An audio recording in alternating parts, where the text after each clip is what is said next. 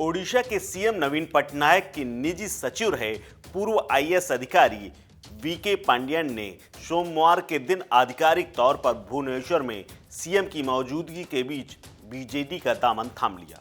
ये पहली बार नहीं है जब किसी आईएएस आईपीएस या आला अधिकारी ने किसी पार्टी का दामन थामा हो। माना जा रहा है कि पांड्यन मुख्यमंत्री नवीन पटनायक के काफी करीबी हैं और वो पार्टी में नंबर टॉप 5 में आ चुके हैं। वहीं राजनीति के जानकार बताते हैं कि पांड्यन का उड़ीसा के राजनीतिक गलियारों में अच्छा प्रभाव रहा है। 49 साल की उम्र के पांड्यन तमिल हैं और वो पंजाब कैडर के आईएएस अधिकारी थे। हालांकि उन्होंने अपनी शादी आईएएस अधिकारी सुजाता रॉथ से करने के बाद उन्होंने अपना कैडर बदला लिया था।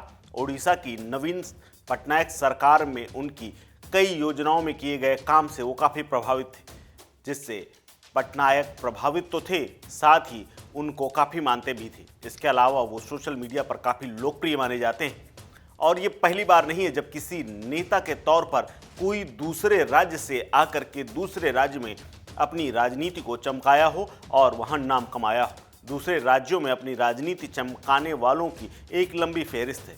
इससे पहले भी कांशीराम से लेकर जयललिता और सुषमा स्वराज से लेकर अटल बिहारी वाजपेयी और जॉर्ज फर्नांडिस तक ऐसे नेता रहे हैं जिन्होंने अपने जन्म स्थान से जाकर दूसरे प्रदेशों में अपना झंडा बुलंद किया है, अपना नाम कमाया है। सबसे पहले अगर बात करें कांशीराम की, तो यूं तो वो पंजाब के मूल रूप से रहने वाले थे, लेकिन बाद में यूपी की राजनीति में एक्टिव हुए और BS4 से लेकर बसपा तक की स्थापना करके दलित राजनीति में जान फूंक दी। साइकिल की सवारी करके प्रदेश में दलितों को जगाया और मेन स्ट्रीम में लाकर उन्हें खड़ा कर दिया। मायावती उन्हीं की शिष्या हैं जिन्हें कई बार मुख्यमंत्री बनने का मौका मिला। जॉर्ज फर्नांडिस भी ऐसे ही एक व्यक्ति हैं जिनका मूल रूप से उनका जन्म और स्थान मंगलुरु है, लेकिन बाद में वो मुंबई आए और यहीं उन्होंने मजदूरों की लड़ाई लड़नी शुरू कर दी। यही नहीं, बिहार में अपना परचम लहराया, बिहार से चुनाव तक लड़े, वो भी जेल में रहकर। मुजफ्फरपुर से उन्होंने चुनाव जीता। जॉर्ज के चुनाव में प्रचार करने वाली सुषमा स्वराज यूं तो हरियाणा की रहने वाली थी, लेकिन दिल्ली की मुख्यमंत्री तक बनी। वहीं मध्य प्रदेश की विदिशा सीट से उन्होंने चुनाव लड़ा और आलम यह रहा कि उन्होंने 3 राज्यों के साथ साथ देश की विदेश मंत्री बनने तक का मौका पाया। अटल बिहारी वाजपेयी भी देश के सबसे बेहतरीन प्रधानमंत्रियों में से एक गिने जाते हैं, लेकिन कुछ लोग जानते हैं कि उनका जन्म आगरा में हुआ था। उनकी पढ़ाई लिखाई और तमाम काम और एक अच्छा अरसा उनका ग्वालियर में बीता था। इसके अलावा उन्होंने यूपी में वापसी करते हुए बलरामपुर और लखनऊ से राजनीति खूब की और यही नहीं, वो प्रधानमंत्री पद तक पहुंचे।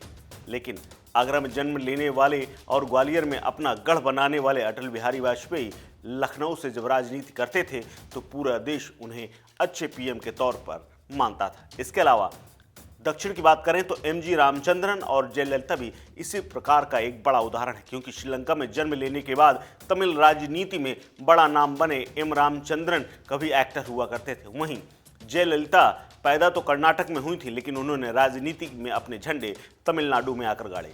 इस वक्त आज के दौर के नेताओं की बात करें तो कमलनाथ MP के पूर्व मुख्यमंत्री हैं, लेकिन उनका पूरा परिवार यूपी के कानपुर का है, जहां से उनका पूरा परिवार वहां माइग्रेट हुआ था। इसके अलावा MP के छिंदवाड़ा को अपना उन्होंने गढ़ बनाया और वहीं से वो चुनाव लड़े। इसके अलावा तमाम एक लंबी फहरिस्त है जो कि दूसरे राज्यों में राजनीति करने के साथ साथ अपने जन्म स्थान को छोड़कर दूसरे राज्यों में नाम कमाने वालों में शरद पवार से लेकर सचिन पायलट के पिता तक शामिल हैं, जो कि रहने वाले यूं तो ग्रेटर नोएडा के थे, लेकिन राजस्थान में जाकर के उन्होंने टोंक शहर में अपना गढ़ बना लिया था और गुर्जरों के बीच में एक अच्छी खासी पकड़ मानी जाती है।